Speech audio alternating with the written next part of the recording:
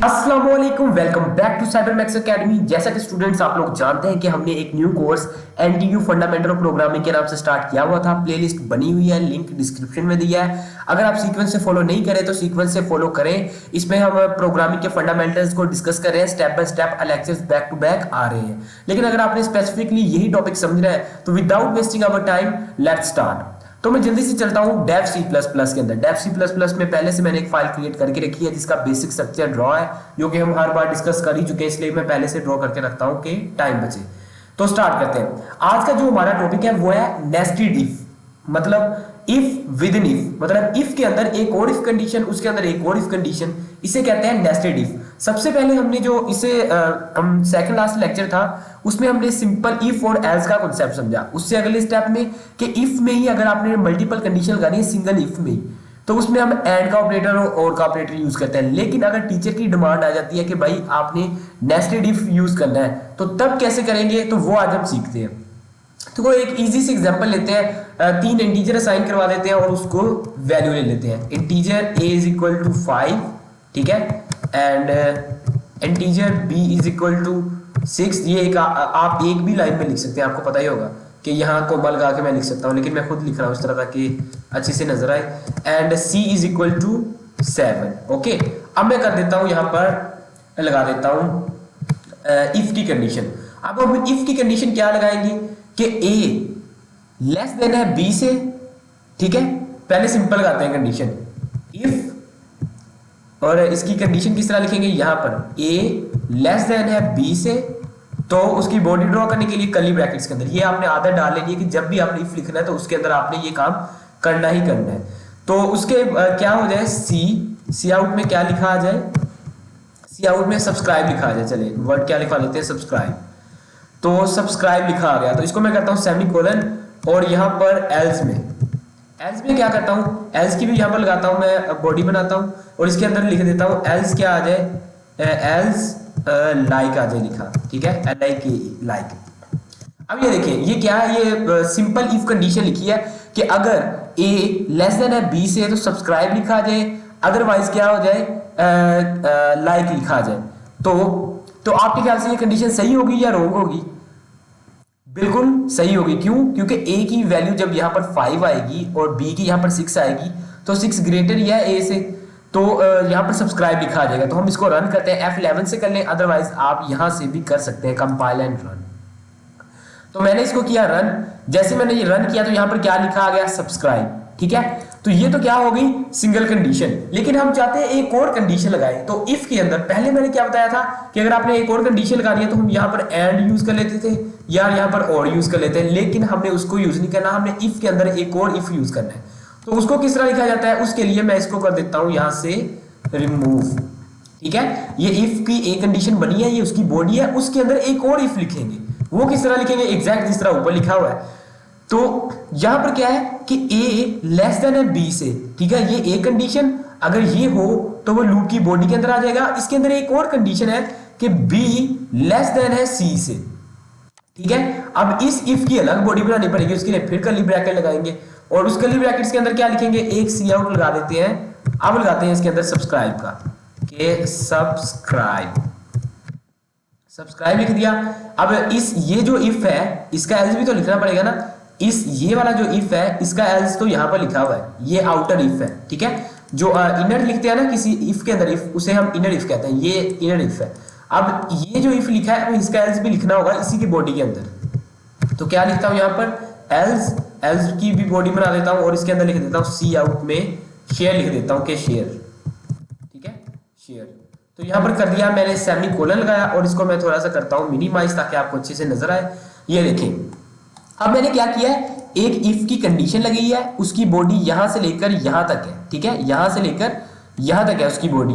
उसके अंदर एक और इफ लगा दिया कि अगर a लेस देन है b से तो वो बॉडी के अंदर एंटर होगा। एंटर होते एक और इफ लगा है तो वो यहां पर कंडीशन चेक करेगा कि क्या ये b is less than c, क्या b भी c से दूसरी कंडीशन भी ट्रू है।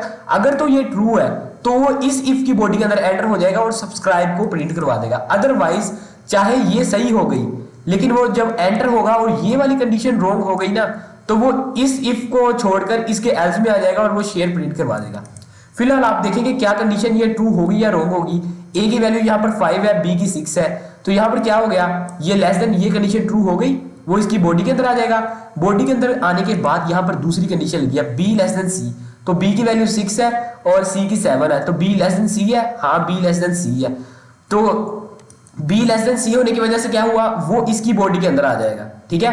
तो ये सब्सक्राइब प्रिंट करवा देगा, एल्स का कोई काम ही नहीं। एल्स कब काम आना है, जब ये वाली कंडीशन फॉल्स हुई। तो अब मैं इसको रन करके दिखाता हूँ, फिर हम एक बार कंडीशन रॉन्ग भी करेंगे। इसको मैंने किया रन, जैसे मैंने रन किया तो यहाँ पर सब्सक्राइब लिखा आ गया। देखा आपने ये कैसे हुआ कि ये कंडीशन ट्रू हुई, वो बॉडी के अंदर आया, उसने ये वाला इफ चेक किया, ये ठीक हो गया, ये यहाँ पर आ गया। अब मैं क्या करता हूँ, ये अंदर वाली कंडीशन को रॉन्ग कर देता हूँ। किस तरह, ये ग्रेटर देन की जगह मैं लेस देन की जगह यहाँ पर ग्रेटर देन लगा देता हूँ।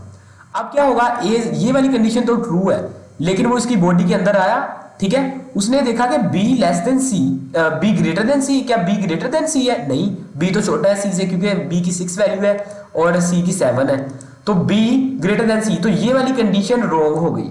जब ये वाली कंडीशन रॉन्ग हो गई तो इस इफ का एल्स जो है वो एग्जीक्यूट हो जाएगा, जो कि है शेयर। तो अब मैं करके दिखाता हूं इसको रन।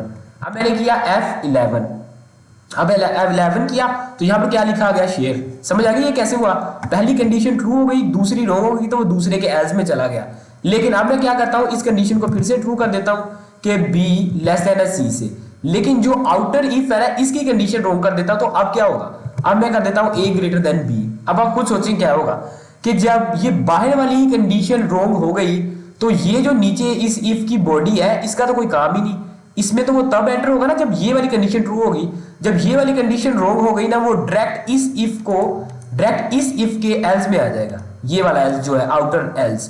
तो इस एल्स में क्या लिखा हुआ है, लाइक, तो देख रहे हैं इस पर लाइक प्रिंट होगा। ओके, इसको मैंने किया सेव, F11 दबाया तो देखा यहाँ पर क्या लिखा आ गया, लाइक।